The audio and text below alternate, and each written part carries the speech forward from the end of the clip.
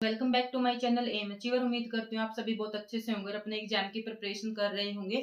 जैसा कि आप सभी जानते हैं कि मैंने आपको आदि काल करवा दिया है, भक्ति काल करवा दिया है और भक्ति काल में सिर्फ हमारी 2-3 क्लासें बाकी हैं। मैंने संत काव्यधारा करवा दिया है, अब हम सूफी काव्यधारा करवाएंगे।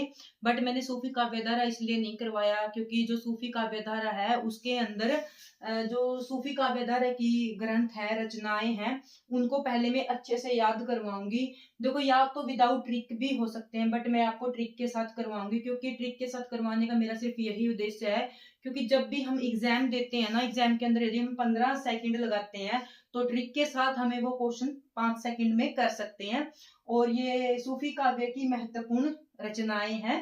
तो ये मैंने यहाँ पर सभी रचनाएं लिख दी हैं। तो कई बार एग्जामिनर आपसे पूछ लेता है कि इनको आरोही क्रम में लगाओ या फिर इनको अवरोही क्रम में लगाओ।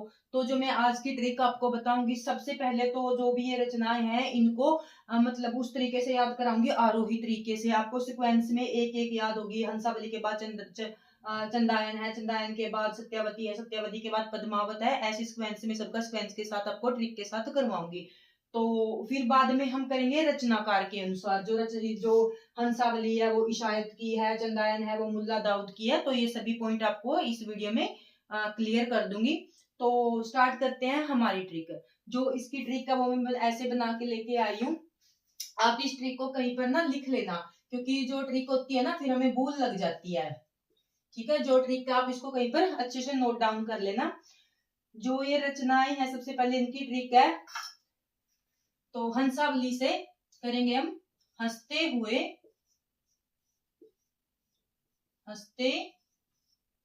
हुए चंदा ने लखन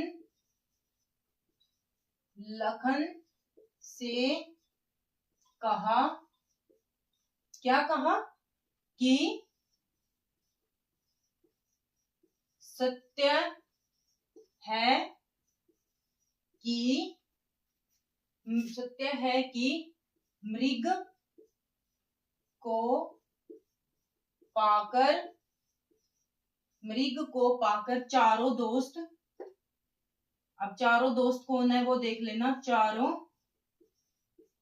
दोस्त, वो चारों दोस्त कौन है? मधु चित्र,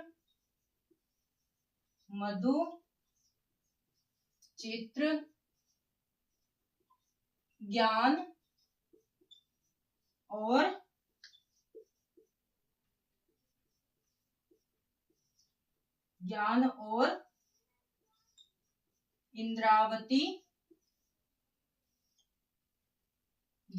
इंद्रावती के चेहरे का नूर बढ़ गया। ये हमारी आज की ट्रिक है। अब देखो मैंने इसको कैसे करवाया, अच्छे से देखना। हंसावली से हंसते हुए, हंसावली से हंसते हुए, ये सिर्फ ट्रिक के लिए है। चंदायन से चंदा और लखन सेन से लखन ले लिया हमने। और सत्यवती कथा से सत्य, और मृगावती से मृग, और मधुमालती से चारों दोस्त मधु, चित्र, ज्ञान और इंद्रावती के चेहरे का नूर बढ़ गया। नूर किस लिए लिया है? जो यहाँ पर नूर मोहम्मद है, इसकी रचना है इंद्रावती। ठीक है, तो ये ट्रिक है, इसको आप अच्छे से नोट डाउन कर लेना। क्योंकि ट्रिक है ना जो एक बार से याद नहीं होती। जब आप इस ट्रिक को बार बार करोगे आपको अच्छे से याद हो जाएगी। देखो, हंसते हुए चंदा ने लखन से कहा। हंसते हुए चंदा ने लखन से कहा, सत्य है कि, सत्य मतलब सच है कि मृग को पाकर, मृग मतलब हिरण को पाकर चारों दोस्त कौन? मधु, चित्र, ज्ञान और इंद्रावती के चेहरे का नूर बढ़ गया। ठीक है, इसको आप 1-2 बार रिपीट करोगे, ये लाइन आपको अच्छे से याद हो जाएगी। और मैंने आपको बता दिया, हंसते से हंसावली, चंदा से चंदायन, लखन से पदावली, और सत्य से सत्यावती, और मृग से मृगावती, और मधु से मधुमती, चित्र से चित्रावली, ज्ञान से ज्ञानदीप, और इंद्रावली से इंद्रावती किसकी रचना है? नूर मोहम्मद की। ठीक है, इनके चेहरे का नूर बढ़ गया। अब जब भी एग्जाम होगा तो आप इस ट्रिक को याद कर लेना, आपको सिक्वेंस के अंदर एज इट इज आपको याद आ जाएगी कौन सी रचना कैसे है। अब हम करते हैं इनके रचनाकार को याद। जैसे मैंने किया, देखो मैं आपको ऐसे ही बताऊंगी, ठीक है। रचनाकार को मैंने कैसे किया था, जो हंसावली है वो ईसायत की है, ठीक है। ईसायत की हंसी, ईसायत की हंसी, ठीक है। और जो ईयर है मैंने इसको ऐसे याद किया था, जो ईसायत है इसकी हंसी 1370, 70 साल की उम्र में भी ईसायत की चेहरे पर हंसी है, ठीक है। इसकी इस तरह से कर लेना। चंदायन, चंदायन का तो देखो इजी है। जो मुल्ला दाऊद नाम है वो मुस्लिम कम्युनिटी से है, तो जो मुस्लिम कम्युनिटी है इसमें जब ईद वगैरह फेस्टिवल होता है तो वहां पर मतलब चांद देखते हैं ना फेस्टिवल पे, तो इससे कोरिलेट करके कर लिया था। जैसे मुल्ला दाऊद का चांद, चांद चंदा से चांद, चंदायन से चांद, मुल्ला दाऊद का मैंने चांद से कर लिया था, ठीक है। और उस्मान का हंसी से कर लिया था, ठीक है। और ये तो सिर्फ ट्रिक है कि 70 साल में भी इस आयत की हंसी बरकरार है, ठीक है। मुल्ला दाऊद की ईयर है वो है 1379, ठीक है। इसकी 79 मतलब समझ लो मुल्ला दाऊद की उम्र कितनी है, 79, ठीक है। और लखन सेन पदावली कथा, इसकी दामोदर कवि, और मुझे ऐसे ही एज इट इज याद है, ये थी, इसका ईयर है 1459, ठीक है। उसके बाद सत्यवती कथा के लिए एक ट्रिक है। जो सत्यवती है वो हिंदू कम्युनिटी में एक कथा है। जो सत्यवती है वो यमराज के साथ लड़कर अपने पति के प्राण छीन लाई थी, तो इसकी मैंने ऐसे किया था। जो सत्यवती है वो ईश्वर, ईश्वर मतलब भगवान से अपने पति के प्राण ले आई थी, और कब लेके आई थी, 1501। और एक के साथ मैंने ऐसे कर लिया था, वो एक ऐसी स्त्री थी सत्यवती जो ईश्वर से अपने पति के प्राण ले आई थी, ठीक है। सत्यवती से ईश्वरदास, फिर आ गया मृगावती, यहाँ पर आ गया कुतुबन, कुतुबन से आपको याद आ गया होगा कुतुब मीनार, ठीक है। तो आप ऐसे याद कर लेना, कुतुब मीनार में मृग रहता है या मृग रहता है या मृग बैठा है, मतलब मृग मतलब हिरन, ठीक है। जो हिंदी लिटरेचर के बच्चे वो अच्छे से समझ लेंगे यहाँ पर, ठीक है। कुतुबन मतलब मृग, कुतुब मीनार में मृग बैठा है, और कब, 1501 में। मैंने इसको भी ऐसे ही किया था, एक मृग बैठा है, ठीक है।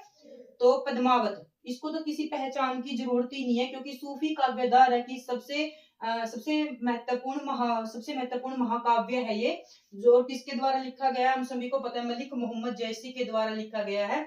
इसके लिए कोई ट्रिक की जरूरत नहीं है, ये हर किसी को आता है। पद्मावत किसकी रचना, मलिक मोहम्मद जैसी, और सूफी काव्यधारा के प्रवर्तक कवि है मलिक मोहम्मद जैसी। जैसी के बारे में हम जब पढ़ाएंगे तो फुल डिटेल से पढ़ेंगे, पद्मावत के बारे में भी फुल डिटेल से पढ़ेंगे। इसका ईयर है 1540, ठीक है। फिर उसके बाद है मधु मालती, मधु मालती के रचयिता कौन है, मंजन। जब मतलब हम सुबह सुबह मतलब ब्रश करते हैं, मंजन करते हैं, पुराने टाइम में मंजन करते थे, तो मंजन करते हैं तो क्या होता है, हमारा जो मुंह है वो कड़वा हो जाता है। मधु मतलब शहद, मधु से ऐसे कर लेना शहद। जो क्या होता है, मंजन करने के बाद मुंह कड़वा हो जाता है तो हम क्या कर लेते हैं, मधु खा लेते हैं, शहद खा लेते हैं। माँ से मधु और माँ से मंजन। और चित्रावली को ऐसे करना है उस्मान। जो उस्मान नाम का लड़का है ना, उस्मान नाम का लड़का वो अच्छे अच्छे क्या करता है, चित्र बनाता है। उस्मान नाम का लड़का क्या करता है, बहुत सुंदर चित्र बनाता है। और कब बनाता है वो चित्र उस्मान नाम का लड़का, 1613 में। 13 यहाँ से सिर्फ 1600 आपकी मर्जी कर लेना, 13 वर्ष की आयु में उस्मान नाम का लड़का अच्छे अच्छे चित्र बनाता है, ठीक है। सिर्फ ट्रिक बनाने का मेरा यही उद्देश्य है कि हमें इसे याद रहता है, ईयर भी याद साथ के साथ हो रहा है, और जो इसका रचनाकार है वो भी अच्छे से याद हो रहा है। फिर आ गया ज्ञानदीप। जो शेख नबी है वो क्या करते हैं, हमारे अंदर ज्ञान का दीप जलाते हैं, जो शेख होते हैं। और कब जलाते हैं, हमें ज्ञान कब मिलता है, 1618, 18 वर्ष की उम्र में हमें क्या मिल जाता है, ज्ञान मिल जाता है, ठीक है। फिर आ गई इंद्रावती। इंद्रावती ऐसे, ये तो हमने ऐसे किया था, इंद्रावती के चेहरे पर नूर आ गया। क्या, कब आया, अनुराग की बांसुरी सुनकर, ठीक है। इंद्रावती जो लड़की है उसके चेहरे पर क्या है, नूर है। क्यों है, अनुराग की बांसुरी सुनकर। जो अनुराग बांसुरी है और इंद्रावती है, दोनों किसकी रचनाएं हैं, नूर मोहम्मद की है। और कब की है, ये 1744 की है। और जो अनुराग बांसुरी है वो 1764 की है। जो लास्ट वाली है 1764 की है। उम्मीद करती हूँ आपको अच्छे से समझ में आ गया। इसके बाद हम सूफी काव्यधारा को अच्छे से करेंगे।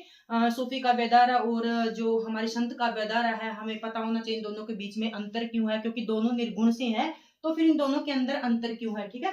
तो एक और जो है आपके लिए इम्पोर्टेंट, आपको पता होना चाहिए, जो सूफी काव्यधार है ना, जो इनकी शैली क्या थी, इन रचनाकारों की शैली क्या थी, ये दो क्या करते थे, अपनी रचनाएं किस में लिखते थे, उसमें लिखते थे, चौपाई और दोहा छंद में लिखते थे। किस में लिखते थे, चौपाई और दोहा छंद में लिखते थे, दोहा। ये इनकी क्या थी, शैली थी, ठीक है। और जो ये हमारा पद्मावत है वो कौन सी भाषा में है, अवधी भाषा में है। सूफी काव्यधारा का महत्वपूर्ण महाकाव्य है ये पद्मावत, ठीक है। इसका ईयर मैंने करवा दिया 1540 में है। उसके बाद जो ये है, जो मधुमालती और मंजना, ये 1545 इसका वर्ष है, ठीक है। और आपको पता होगा जो हंसावली है, हंसावली को डॉक्टर नगेंद्र ने और डॉक्टर गणपति गुप्त ने सूफी काव्यधारा की प्रथम रचना माना था। किसने माना था, डॉक्टर नगेंद्र। ये एक्स्ट्रा पॉइंट है, मैं आपको यहीं पर करवा दूं, डॉक्टर नगेंद्र और गणपति चंद्र गुप्त, ठीक है। इन दोनों ने इसको क्या माना, सूफी काव्यधारा की प्रथम रचना माना है। और चंदायन को किसने प्रथम रचना माना है, डॉक्टर राम कुमार वर्मा ने इसको सूफी काव्यधारा की प्रथम रचना माना है। डॉक्टर राम कुमार वर्मा, ठीक है।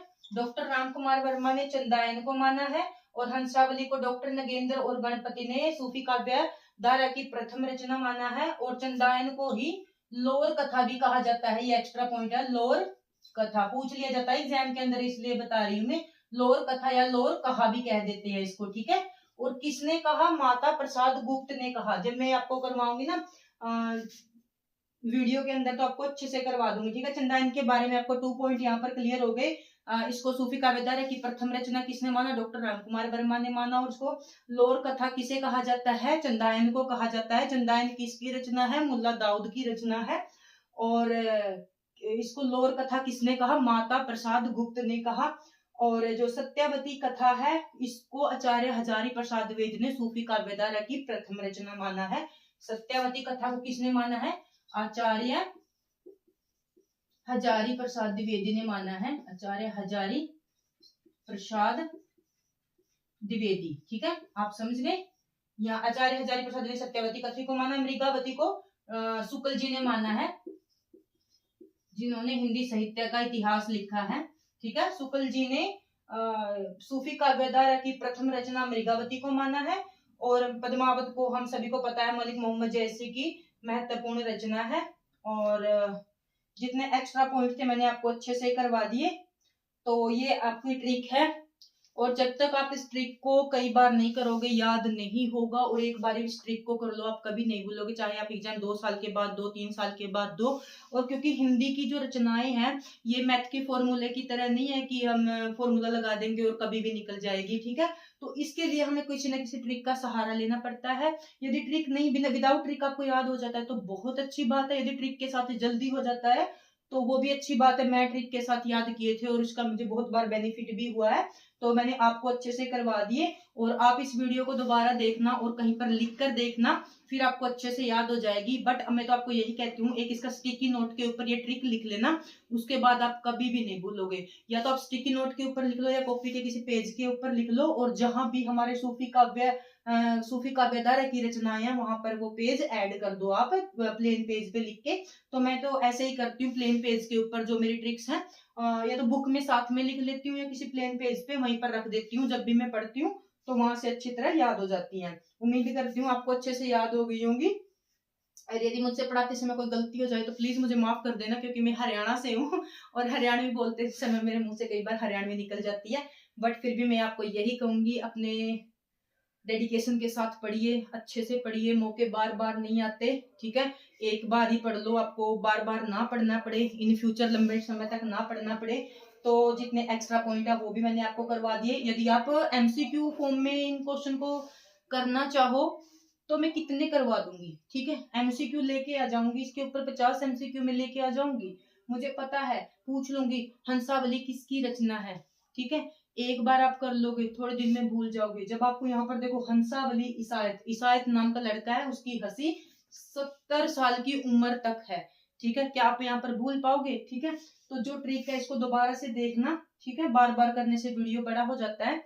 और मैं टाइम की वैल्यू अच्छे से समझती हूँ, क्योंकि हर कोई इस एज में काम में बिजी है, कोई मदर है, कोई हाउसवाइफ है, तो बहुत ज्यादा काम हो जाता है। इसलिए इन फ्यूचर या अब भी मैं पढ़ाऊंगी तो टाइम को ध्यान में रख के पढ़ाती हूँ, ताकि आपका टाइम वेस्ट ना हो। आप में 20 क्वेश्चन को 1 घंटे में नहीं करवाती, मैं 1 घंटे के काम को 20 मिनट में करवाती हूँ। Thank you watching my video.